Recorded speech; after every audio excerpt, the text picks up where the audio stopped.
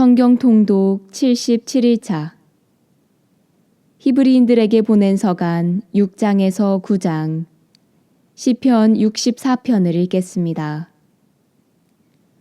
성부와 성자와 성령의 이름으로 아멘. 하늘에 계신 우리 아버지, 아버지의 이름이 거룩히 빛나시며 아버지의 나라가 오시며 아버지의 뜻이 하늘에서와 같이 땅에서도 이루어지소서. 오늘 저희에게 일용할 양식을 주시고 저희에게 잘못한 일을 저희가 용서하오니 저희 죄를 용서하시고 저희를 유혹에 빠지지 않게 하시고 악에서 구하소서. 아멘. 히브리인들에게 보낸 서간 6장 그러므로 그리스도에 관한 초보적인 교리를 놓아두고 성숙한 경지로 나아갑시다. 다시 기초를 닦을 필요는 없습니다. 그 기초는 곧 죽음의 행실에서 돌아서는 회개와 하느님에 대한 믿음, 세례에 관한 가르침과 안수, 죽은 이들의 부활과 영원한 심판입니다. 하느님께서 허락하시면 우리는 성숙한 경지로 나아갈 수 있을 것입니다. 한 번 빛을 받아 하늘의 선물을 맛보고 성령을 나누어 받은 사람들이 또 하느님의 선한 말씀과 앞으로 올 세상의 힘을 맛본 사람들이 떨어져 나가면 그들을 다시 새롭게 회개하도록 만들 수가 없습니다. 그런 사람들은 스스로 하느님의 아드님을 다시 십자가에 못 박고 욕을 보이는 것입니다. 자주 내리는 비를 빨아들여 농사짓는 이들에게 유익한 농작물을 내주는 땅은 하느님에게서 복을 받습니다. 그러나 가시나무와 엉겅퀴를 내게 되면 쓸모가 없어서 오래지 않아 저주를 받고 마침내는 불에 타버리고 맙니다. 사랑하는 여러분, 우리가 이렇게 말하기는 하지만 여러분에게는 더 좋은 것, 바로 구원에 이르게 하는 것이 있음을 확신합니다. 하느님은 불의한 분이 아니시므로 여러분이 성도들에게 봉사하였고 지금도 봉사하면서 당신의 이름을 위하여 보여준 행위와 사랑을 잊지 않으십니다. 여러분 각자가 희망이 실현되도록 끝까지 같은 열성을 보여주기를 간절히 바랍니다. 그리하여 게으른 사람이 되지 말고 약속된 것을 믿음과 인내로 상속받는 이들을 본받는 사람이 되라는 것입니다. 하느님께서는 아브라함에게 약속하실 때 당신보다 높은 분이 없어 그러한 분을 두고 맹세하실 수 없었으므로 당신 자신을 두고 맹세하시면서 정령코 나는 너에게 한껏 복을 내리고 너를 한껏 번성하게 해주겠다 하고 말씀하셨습니다. 그리하여 아브라함은 끈기 있게 기다린 끝에 약속된 것을 받았습니다. 사람들은 자기보다 높은 이를 두고 맹세합니다. 그리고 그 맹세는 모든 논쟁을 그치게 하는 보증이 됩니다. 그래서 하느님께서는 약속하신 것을 상속받을 이들에게 당신의 뜻이 변하지 않음을 더욱 분명히 보여주시려고 맹세로 보장해 주셨습니다. 하느님께서 이 두 가지 변하지 않는 사실에 관하여 거짓말을 하신다는 것은 있을 수 없습니다. 이 두 가지로 당신께 몸을 피한 우리가 앞에 놓인 희망을 굳게 붙잡도록 힘찬 격려를 받게 하셨습니다. 이 희망은 우리에게 영혼의 닭과 같아 안전하고 견고하며 또 저 휘장 안에까지 들어가게 해줍니다. 예수님께서는 멜키ጼ덱과 같은 영원한 대사제가 되시어 우리를 위하여 선구자로 그곳에 들어가셨습니다. 히브리인들에게 보낸 서간 7장 이 멜키ጼ덱은 살렘 임금이며 지극히 높으신 하느님의 사제로서 여러 임금을 무찌르고 돌아오는 아브라함을 만나 그에게 축복하였습니다. 그리고 아브라함은 모든 것의 10분의 1을 그에게 나누어 주었습니다. 먼저 그의 이름은 정의의 임금이라는 뜻입니다. 그는 또한 살렘의 임금, 곧 평화의 임금이었습니다. 그는 아버지도 없고 어머니도 없으며 족보도 없고 생애의 시작도 끝도 없는 이로써 하느님의 아들을 닮아 언제까지나 사제로 남아 있습니다. 그가 얼마나 위대한지 생각해 보십시오. 선조 아브라함도 가장 좋은 전리품에서 10분의 1을 그에게 바쳤습니다. 레위 자손 가운데에서 사제직을 맡는 이들에게는 율법에 따라 백성에게서 11조를 거두는 규정이 있습니다. 백성 역시 그들의 형제로서 같은 아브라함의 소생인데도 그렇습니다. 그런데 멜키체덱은 그들의 족보에 들지 않았으면서도 아브라함에게서 11조를 받았고 약속을 받은 그에게 축복해 주었습니다. 따질 것도 없이 축복은 아랫사람이 윗사람에게서 받는 법입니다. 그리고 한쪽에서는 언젠가 죽을 인간들이 11조를 받고 다른 쪽에서는 아직도 살아있다고 성경에서 증언하는 이가 그것을 받았습니다. 이를테면 11조를 받는 레위도 아브라함을 통하여 11조를 바친 셈입니다. 멜키체덱이 아브라함을 만났을 때 레위가 자기 조상의 몸속에 있었기 때문입니다. 백성은 레위의 사제직을 바탕으로 율법을 받았는데 만일 그 사제직으로 완전성에 이를 수 있었다면 아론과 같은 사제를 임명하지 않고 멜키체덱과 같은 다른 사제를 세울 필요가 어디 있었겠습니까? 사제직이 변하면 율법에도 반드시 변화가 생기기 마련입니다. 여기에서 말하는 분은 다른 지파에 속하신 분으로서 그 지파에서는 아무도 제단에서 직무를 수행한 적이 없습니다. 우리의 주님께서 유다 지파에서 나오신 것은 명확합니다. 그런데 모세는 사제들에 관하여 말할 때에 이 지파를 언급한 적이 없습니다. 멜키체덱과 닮은 다른 사제께서 나오시면 더욱 분명해집니다. 그분께서는 육적인 혈통과 관련된 율법 규정이 아니라 불멸하는 생명의 힘에 따라 사제가 되셨습니다. 너는 멜키체덱과 같이 영원한 사제다 하고 성경에서 증언하기 때문입니다. 예전의 규정은 무력하고 무익하기 때문에 폐지되었습니다. 사실 율법은 아무것도 완전하게 하지 못하였습니다.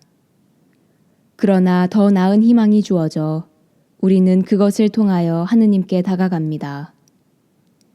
이 일은 하느님의 맹세 없이 이루어진 것이 아닙니다. 다른 이들은 하느님의 맹세 없이 사제가 되었습니다. 그러나 그분께서는 주님께서 맹세하시고 뉘우치지 않으시리이다.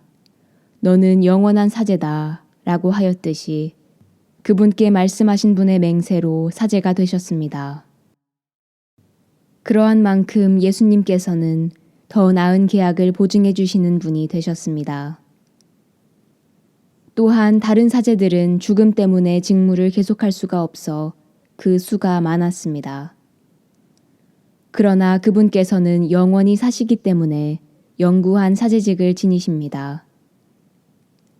따라서 그분께서는 당신을 통하여 하느님께 나아가는 사람들을 언제나 구원하실 수 있습니다. 그분께서는 늘 살아계시어 그들을 위하여 빌어주십니다. 사실 우리는 이와 같은 대사제가 필요하였습니다. 거룩하시고 순수하시고 순결하시고 죄인들과 떨어져 계시며 하늘보다 더 높으신 분이 되신 대사제이십니다. 그분께서는 다른 대사제들처럼 날마다 먼저 자기 죄 때문에 제물을 바치고 그 다음으로 백성의 죄 때문에 제물을 바칠 필요가 없으십니다. 당신 자신을 바치실 때에 이 일을 단 한 번에 다 이루신 것입니다. 율법은 약점을 지닌 사람들을 대사제로 세우지만 율법 다음에 이루어진 맹세의 그 말씀은 영원히 완전하게 되신 아드님을 대사제로 세웁니다. 히브리인들에게 보낸 서간 8장. 지금 하는 말의 요점은 우리에게 이와 같은 대사제가 계시다는 것입니다. 곧 하늘에 계신 존엄하신 분의 어좌 오른쪽에 앉으시어 사람이 아니라 주님께서 세우신 성소와 참 성막에서 직무를 수행하시는 분이십니다. 모든 대사제는 예물과 제물을 바치도록 임명된 사람입니다. 그러므로 대사제도 무엇인가 바칠 것이 있어야 합니다. 만일 그분께서 세상에 계시면 사제가 되지 못하십니다. 율법에 따라 예물을 바치는 사제들이 있기 때문입니다. 모세가 성막을 세우려고 할 때에 지시를 받은 대로 그들은 하늘에 있는 성소의 모상이며 그림자에 지나지 않는 성소에서 봉직합니다. 하느님께서 자, 내가 이 산에서 너에게 보여준 모형에 따라 모든 것을 만들어라 하고 말씀하신 것입니다. 그런데 이제 그리스도께서는 더 훌륭한 직무를 맡으셨습니다. 더 나은 약속을 바탕으로 세워진 더 나은 계약의 중개자이시기 때문입니다. 저 첫째 계약에 결함이 없었다면 다른 계약을 찾을 까닭이 없었을 것입니다.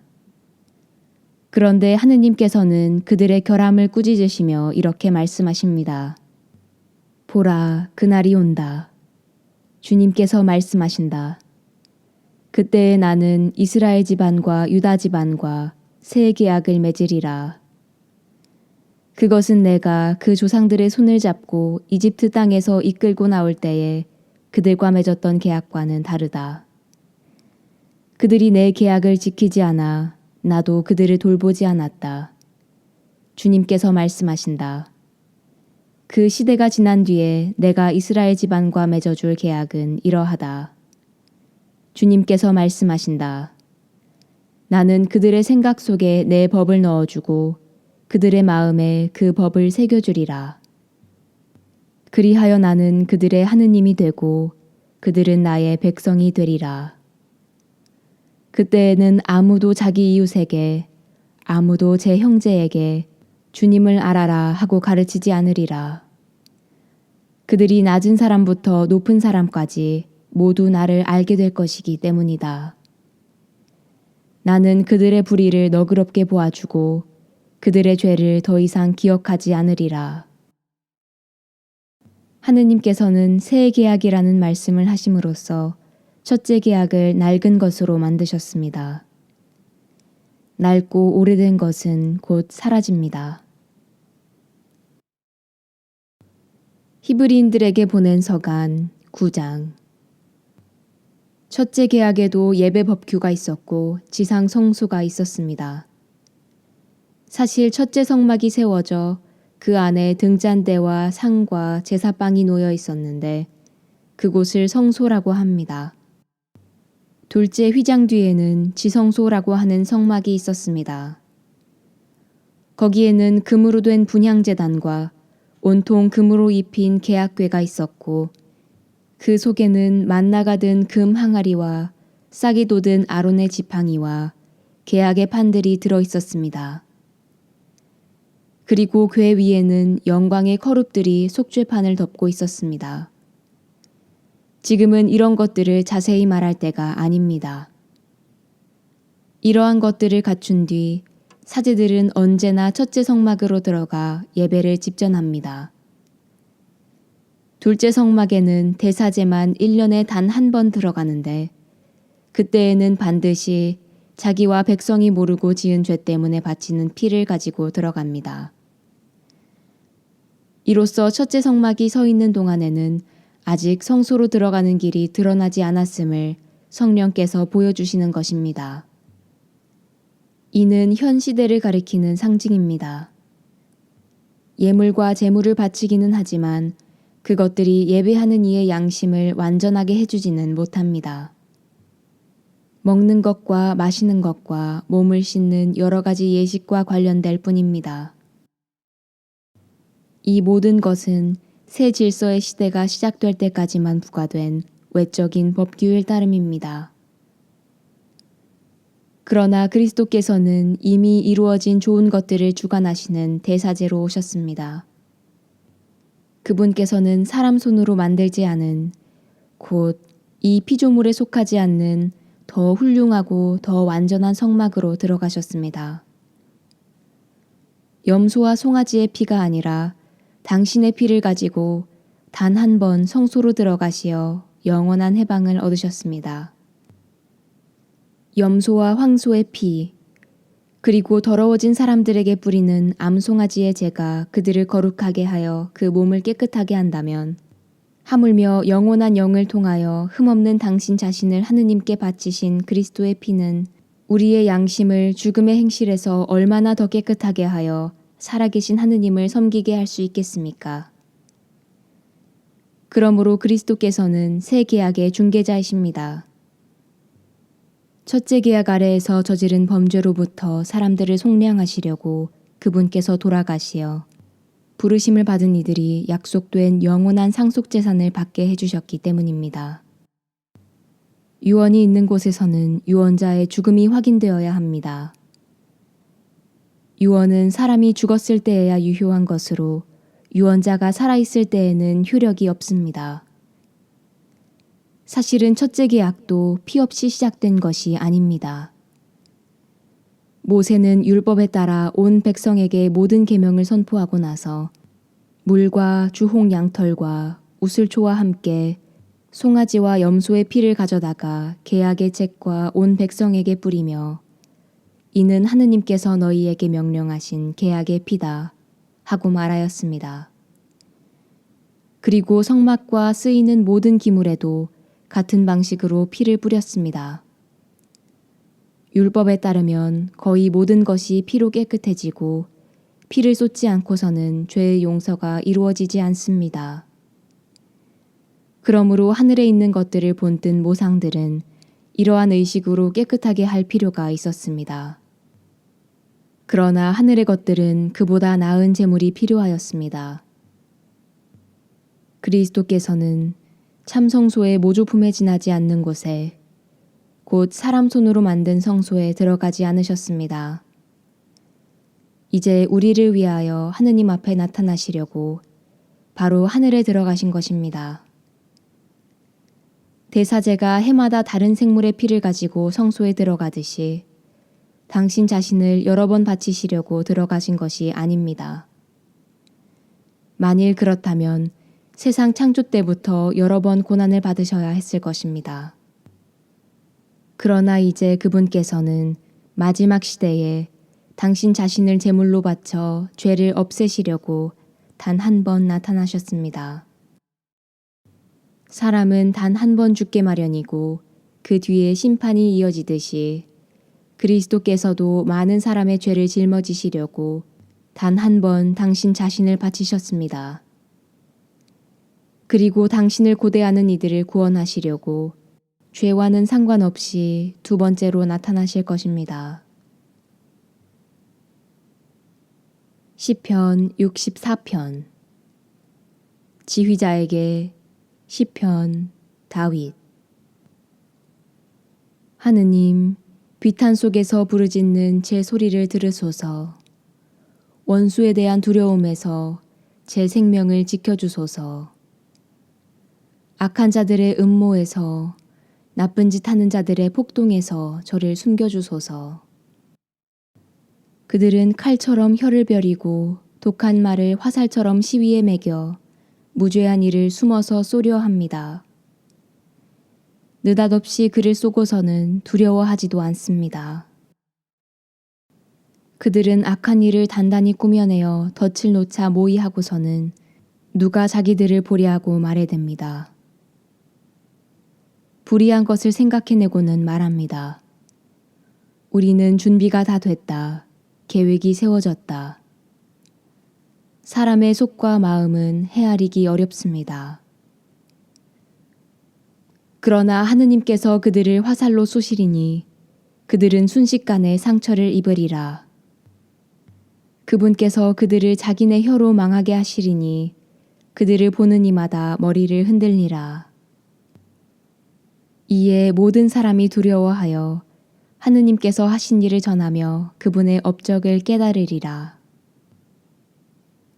의인은 주님 안에서 기뻐하며 그분께 피신하고 마음 바른 이들은 모두 자랑스러워하리라.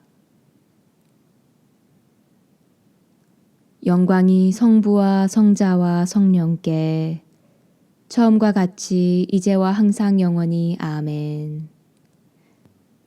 성부와 성자와 성령의 이름으로 아멘.